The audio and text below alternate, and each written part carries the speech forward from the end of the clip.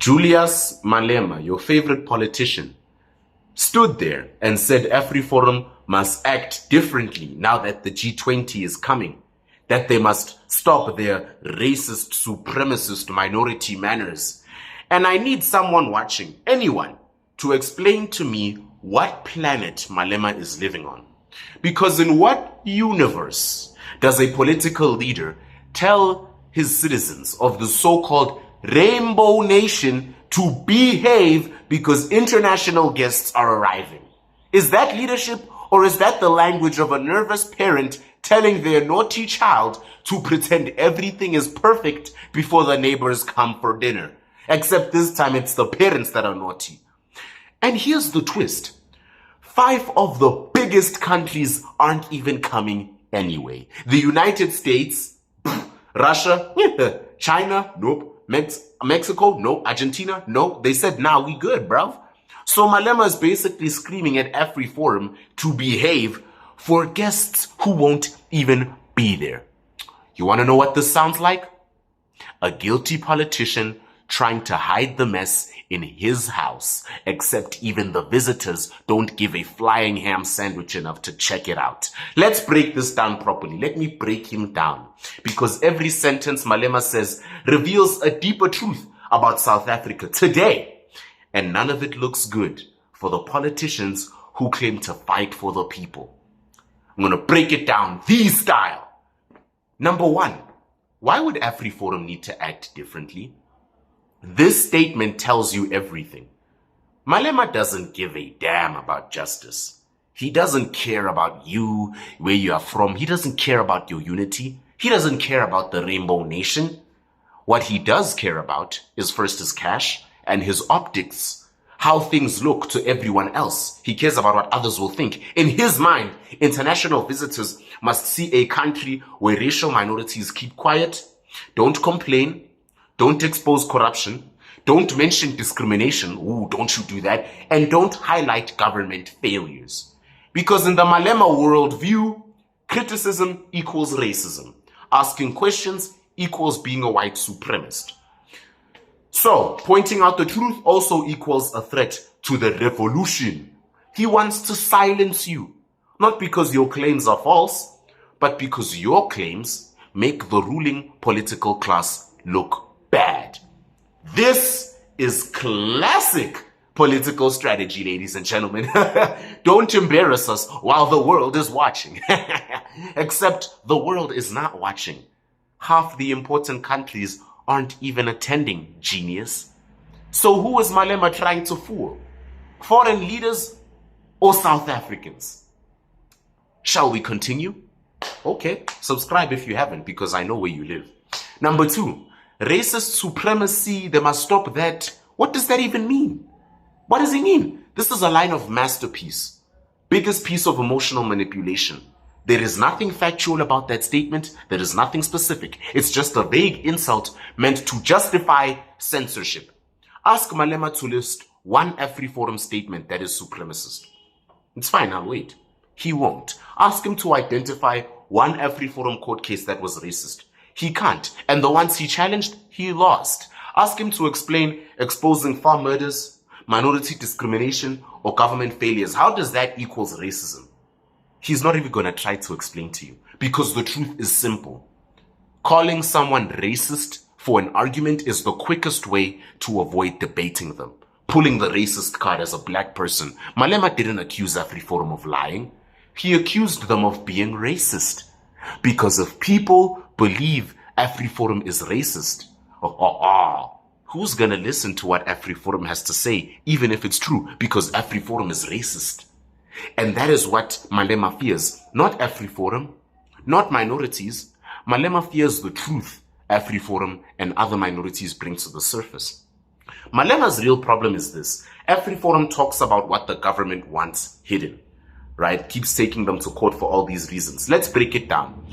AfriForum raises the topic of farm murders, state-sponsored discrimination like BEE, cadre deployment, racial policies hurting colored, Indian, white, and South African Asian communities, rampant corruption, collapse of services, hate speech ignored by the state, and saying someone who takes a yellow pillow and tells you the truth is nothing but a flat liar. Selective policing, schools falling apart, minorities being denied government opportunities. What's that pillow?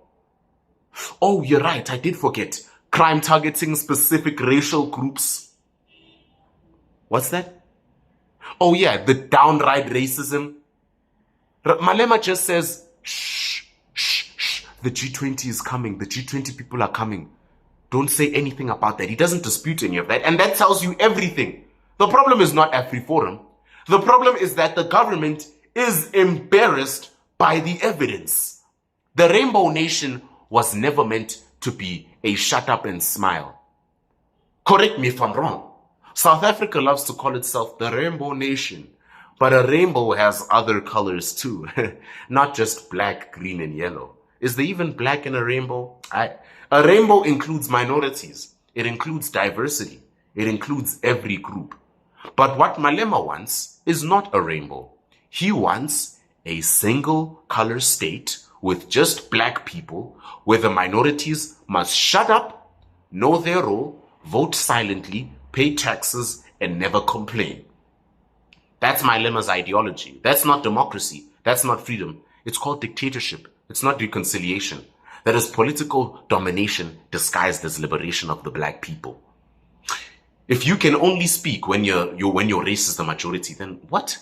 If your voice becomes illegal when it's inconvenient, if you're told to behave because foreigners are arriving, then you're not living in a democracy.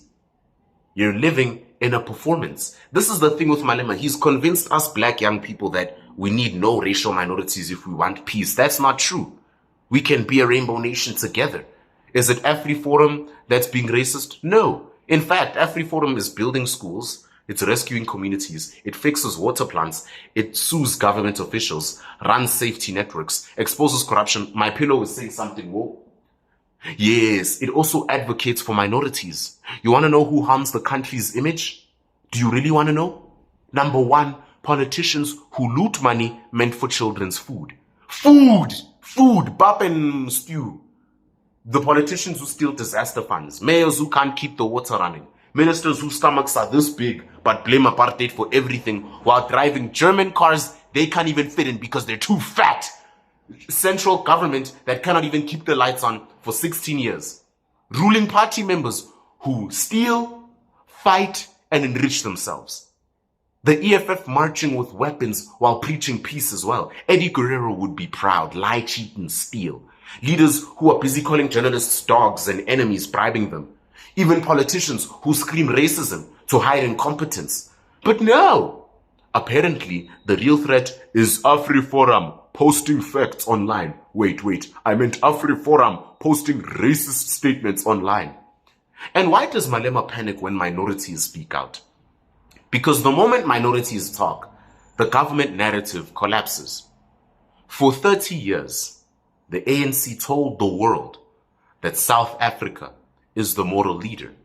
We defeated apartheid. We are the champions of democracy. But suddenly, AfriForum shows crime statistics, murder rates, racial discrimination laws, anti-minority policies. What's that yellow pillow? Oh yes, collapsing infrastructure, government failures. What could I do without you? Hate speech recordings, corruption scandals. Oh, discrimination against colored communities as well. Sponsored and unsponsored languages, neglected towns, ooh, good one. Suddenly the world sees that South Africa is not this miracle story we've been trying to sell them. It's a failed state dressed in political poetry. And that is what Malema wants quiet. The fact that we suck. Behave because the G20 is coming. That is the most un-African thing I have ever heard. African culture values honesty. Real Ubuntu is not pretend everything is fine. Especially as a black man, Malema should know that growing up in the village, true leadership is not hiding problems. The village elders talking about that. Imagine a chief telling his villagers, don't talk about the drought when the visitors come. Just smile and starve quietly. Oh yeah, Malema didn't grow up poor. Oh well. Well, but he talks for all the poor black South Africans. Malema wants the world to see a fake South Africa. He doesn't want them to meet the colored communities, for example, living in the gang-ruled Cape Flats or El Dorado, the Indian communities in Phoenix facing crime daily. You probably didn't know that, huh? White farmers sleeping with weapons because of attacks, hiding their children. The Zulu and Xhosa families suffering load shedding in Eastern Cape. The Tswana villages with absolutely no water. The Venda areas where the schools don't even look like schools. The Sotho communities dealing with illegal mining and zamazamas. He doesn't want us to talk about that. Just the Afrikaans communities paying private security as well. The urban youth with no jobs. The homeless living under bridges. Hey, I'm throwing shots today, eh? The townships drowning in sewage. He doesn't want the guests to see the real South Africa. He wants them to see a staged political Disney movie. Everything is fine. It's fine. Don't think about it. We're united as a people because we love each other. The revolution is strong. Forget everything else. Ignore the fact that your rental car just lost a tire to a pothole. Ignore the fact that your daughter just got raped by a Zamazama last night. Meanwhile, the nation is burning. His statement reveals the real fear of the political class because their fear is not minorities. They're not scared of AfriForum. Malema's fear is not the critics. Malema's biggest fear is international exposure. The world already knows. South Africa is collapsing. Corruption is out of control. Crime is worse than a war zone. Politicians are very incompetent. ESCOM is a global embarrassment. Embarrassment. Shame on you. Municipalities are dying. Tax money is being eaten like pap and wors. But what they don't want the world to see is that minorities are now documenting everything with evidence, and we live in the world of online stuff, so they can just post it there and everyone can see it. For years, South Africa's failures could be blamed on apartheid. Now minorities saying, no, apartheid was 30 years ago, bruv. This time it's you. You had 30 years to fix this. It's even worse now. That's what terrifies Malema, the fact that people will hear that and go, And if the Rainbow Nation is real, then AfriForum has every right to exist. I mean, you cannot claim we're a democratic country and then silence people when they start opposing what you say for no valid reason. You cannot be preaching we are all equal, we love each other, and then call minorities supremacists for saying something. You cannot celebrate freedom of expression and then say, no, act differently because we're expecting visitors. Foreigners are coming. No, you cannot build a nation while gagging half of it. You cannot celebrate diversity while attacking anyone who disagrees with you. And above all, you cannot claim to fight for justice while hiding injustice behind foreign guests. The Rainbow Nation cannot exist if half the rainbow is told to shut the hell up. Malema's warning means one thing. He's scared of the truth. Ask yourself, if AfriForum was lying, would Malema really care?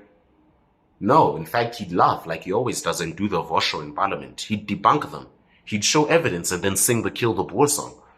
The fact that he wants them silent means the evidence they present cannot be disproved. That's why he lost the court case with them, with the gunfire thing. He didn't want them to stop lying. He wants them to stop talking. And that should terrify every single South African, regardless of race. AfriForum is like that one kid that's like, well, actually, the class rep over here did something pretty bad yesterday. And then Malema's the class rep like, would you shut up? You know, like, hi, ma'am, welcome to our class. And that's all the G20 countries. This is just an attempt to silence critics under the excuse of international visitors coming. It is a confession that the government fears being exposed. It's the clearest evidence yet that minorities in South Africa are not seen as equal citizens, but as an inconvenience. Watch this. I'm going to say this like Cyril Ramaphosa. And it reveals the biggest hypocrisy of them all. The same man who shouts freedom fighters is now asking people to shut up for the cameras. The same man who says speak truth to power wants truth silenced for the G20. Now I'm going to talk like Zuma. The same man who calls his country democracy wants minority voices erased. We're not going to stop. And it's not a rainbow nation until every color is allowed to speak. And Malema's statement proves exactly why AfriForum and each and every other minority group in this country must never, ever stop talking. Not today, not for the G20, not ever. Peace.